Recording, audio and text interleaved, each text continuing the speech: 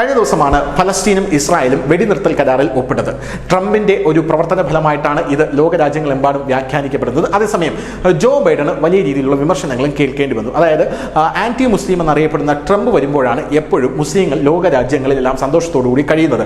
എന്നാൽ Biden, so called secular എന്ന് പറയുന്ന ബൈഡൻ അധികാരത്തിൽ വരുമ്പോൾ ലോകം രാജ്യങ്ങളെല്ലാം യുദ്ധത്താൽ കലുഷിതമാകുന്ന കാഴ്ചയാണ് നമുക്ക് കാണാനായിട്ട് സാധിച്ചത്. ഫലസ്തീനും ഇസ്രായേലും തമ്മിൽ യുദ്ധം, യുക്രൈനും റഷ്യയും തമ്മിൽ യുദ്ധം, അതേസമയം ഇന്ത്യയുടെ അതിർത്തികളെല്ലാം വലിയ രീതിയിൽ പ്രക്ഷുബ്ധമാകുന്നു. ഇങ്ങനെയുള്ള ഒരു കാഴ്ചയാണ് കാണാനായിട്ട് സാധിക്കുന്നത്. എന്നാൽ ഇപ്പോൾ ട്രംപിന്റെ ഫലമായി വെടിനിർത്തൽ കരാറിൽ ഏർപ്പെട്ട ഇസ്രായേലും ഫലസ്തീനും തങ്ങളുടെ കരാറുകൾ പാലിക്കുന്നുണ്ടോ എന്നുള്ള ചോദ്യത്തിന് ഇല്ല എന്നുള്ള മറുപടിയാണ് നമുക്ക് ലഭിച്ചിരിക്കുന്നത്. കഴിഞ്ഞ ദിവസം ഇസ്രായേലും ഫലസ്തീൻ സംഘടനയായ ഹമാസും തമ്മിൽ വെടിനിർത്തൽ കഴിഞ്ഞ മണിക്കൂറുകൾക്കകം 24 മണിക്കൂറിനുള്ളിൽ ഇസ്രായേൽ ഈ വെടിനിർത്തൽ കരാർ ലംഘിച്ചു എന്നുള്ളതാണ് നമുക്ക് മനസ്സിലാക്കാൻ സാധിക്കുന്നത്. ഗാസയിൽ വമ്പൻ വ്യോമാക്രമണം നടത്തിയിരിക്കുകയാണ് ഇസ്രായേൽ. 73 പേരാണ് ഇതിൽ കൊല്ലപ്പെട്ടത് എന്ന് നമുക്ക് മനസ്സിലാക്കാൻ സാധിക്കുന്നു. കഴിഞ്ഞ ദിവസം പുലർച്ചെയാണ് ഇസ്രായേൽ ഗസയിൽ ബോംബിട്ടതെന്നാണ് വിദേശ മാധ്യമങ്ങളെല്ലാം ഇപ്പോൾ റിപ്പോർട്ട് ചെയ്യുന്നത്. 200-ലധികം സാധാരണക്കാർക്കാണ് ഇതിൽ പരിക്കേറ്റത്. 79 പേർ ഇതിൽ മരണമടയുകയും ചെയ്തു.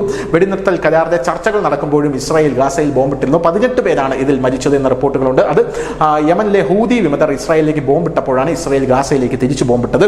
ഗാസ മുനമ്പിൽ വെടിനിർത്തൽ കരാർ പ്രഖ്യാപിച്ചതിന് ശേഷം ഇസ്രായേൽ അധിനിവേശ സേനയുടെ ഷെല്ലാക്രമണത്തിൽ 73 പേരാണ് കൊല്ലപ്പെട്ടതായി ഗാസ സിവിൽ ഡിഫൻസ് ഏജൻസി വക്താവ് മഹ്മൂദ് ബാസലാണ് ഇപ്പോൾ പറഞ്ഞിരിക്കുന്നത്. ഇതിൽ 20 കുട്ടികളും 25 സ്ത്രീകളും ഉണ്ട് എന്ന് അദ്ദേഹം പറഞ്ഞിട്ടുണ്ട്.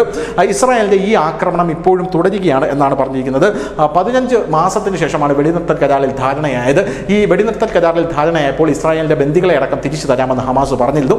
ഈ ഒരു സാഹചര്യത്തിൽ വലിയ രീതിയിലുള്ള ഒരു ആഘോഷം ഫലസ്തീനിലും അടക്കം പൊട്ടിപ്പുറപ്പെട്ടിരുന്നു. കാരണം 15 മാസങ്ങൾക്ക് ശേഷം ഇസ്രായേൽ വെടിനിർത്തൽ കരാർ പ്രഖ്യാപിച്ചിരിക്കുന്നു. ഇനി ആക്രമണം ഉണ്ടാകില്ല എന്ന് കരുതിയിടത്താണ് ഇപ്പോൾ ഒരു വമ്പൻ ആക്രമണം വീണ്ടും ഇസ്രായേൽ അഴിച്ചുവിട്ടിരിക്കുന്നത്. News desk, news India Malayalam.